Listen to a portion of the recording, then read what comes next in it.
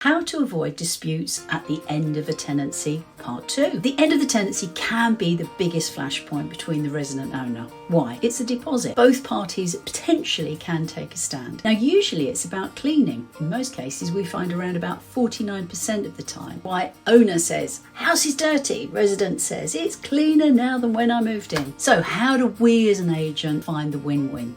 If you like what you're hearing, make sure you subscribe. Now, there are 2 documents that need to be set up at the beginning of the tenancy. 1, your tenancy agreement, which will have clear and fair clauses which both parties must adhere to. And since we're talking about the end of the tenancy, the clauses that deal with the deposit must include every eventuality that would lead to a deduction. A recent free download of an AST that I obtained from a Google search mentioned nothing about rent arrears taken from the deposit, and the worst part that we found, there was no mention of a claim on the deposit if there was damage at the property, or who the deposit would go back to if there were 2 residents. Anyone using that free download would not have a leg to stand on if that dispute went to arbitration. But I digress. How to sort out a cleaning issue. The second document that you need is an inventory. It's also known as the condition of the property report.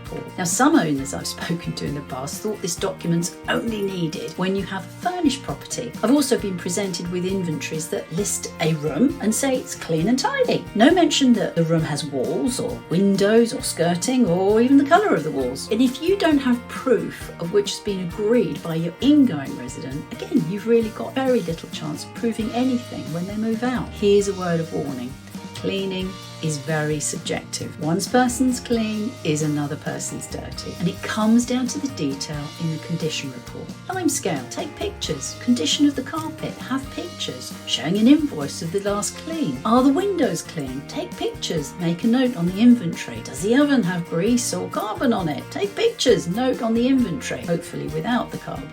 It's all those notes that need to be signed and agreed at the beginning of the tenancy, and it's really straightforward, isn't it? That's why it takes an average of 7 hours to get to an agreement for a checkout. If you'd like a 30-minute consultation with me to talk about anything buy-to-let, go to our website, maximelester.co.uk, and book an appointment. I look forward to talking with you. We've helped hundreds of landlords make more from their investments. Why not book a free consultation with your local expert, honourable and personal letting agent to see how we can help you?